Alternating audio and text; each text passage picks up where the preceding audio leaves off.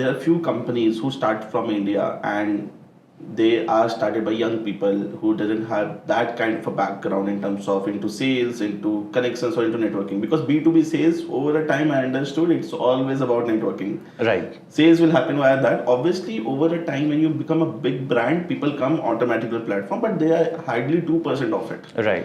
But remaining 98%, if people are selling, are via networking, connections, referrals, all those things.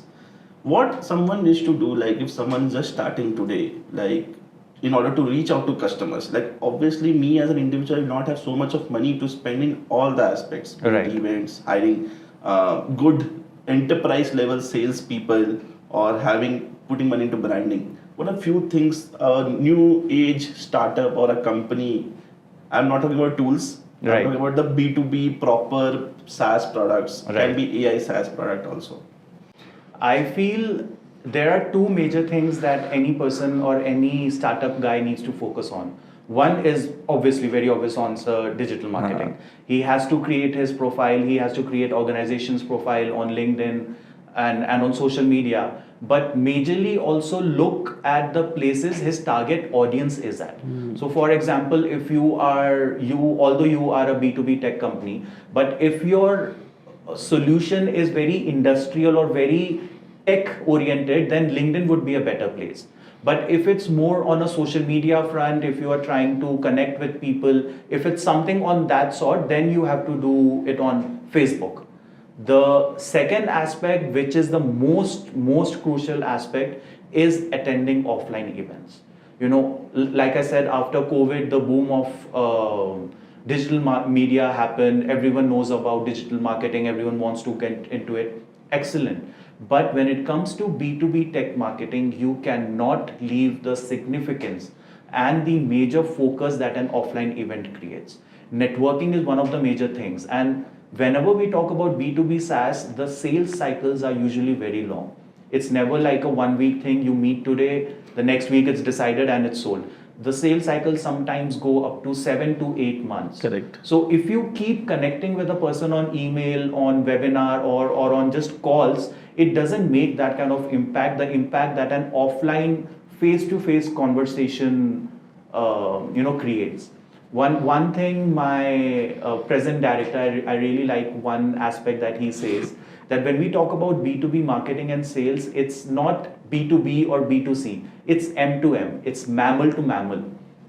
A person, the kind of connection and the kind of networking, the difference that brings when you are on a face-to-face conversation, that kind of connection and opportunity doesn't really arise when you are on a call. Correct. Exactly. I also felt the same. Like if I had a first call with someone on online meet, and yeah, previous week I was in Mumbai, so I just spoke to few people offline. The conversation got changed entirely. Right. Like what we just talked about what we do, but when we meet, it becomes more interesting about what problems it can be solved, what problems they are facing. Yeah. So over a time, even after COVID, I felt that offline is always the game. Like be it anything online we do, when it comes to sales, branding, and networking, offline plays a major role. It means One important aspect when we launch, like many B2B companies, I see their websites. Like obviously, websites, SaaS companies put a lot of efforts in order to present their product, etc. And there are few things they mention over it, that we do this, we do that, we do etc. How important aspect when in the marketing point of view to position those products in a better way on the website, and also making sure that when they get implemented, the customer experience is also is better, because marketing angle will be there something that even the customer who is coming and customer is not going, customer is sticking to the product should also be there in the longer run. Right. So this is where the branding aspects also kicks in, Rishav, because branding is not just what the marketing people are saying. Any touch point that the customer has with the organization becomes a branding aspect. He connects on social media, he looks at LinkedIn, there's a specific messaging. He goes and speaks to a salesperson, maybe they speak a different language, different perception. Then he starts using the platform, different perception. So in all these touch points, you have to be very mindful in what kind of messaging or what kind of content you're putting forward. That's why branding is so important, because it aligns the entire strategic narrative of your product.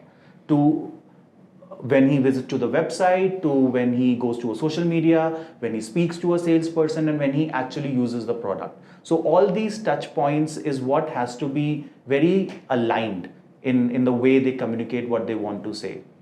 Coming on the website, I have always been a staunch believer, that website is the face of the organization. Irrespective of how you connect with the person, he will or she will come to your website to look at you. One thing that I have realized lately, like I said, I am also connected with a lot of startup founders. They always focus on what their product can do. Correct. So the entire website is all about them. What our product can do, this has this feature, it does this, but that's not what a person wants to. A person coming on your website wants to see or realize how your product can solve his or her problem. So this is where a problem first narrative or a value first narrative plays a very huge role.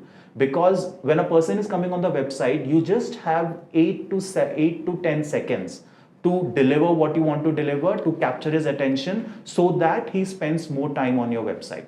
But within those 8 seconds, if you're not able to capture him, then it's half of the battle is already lost.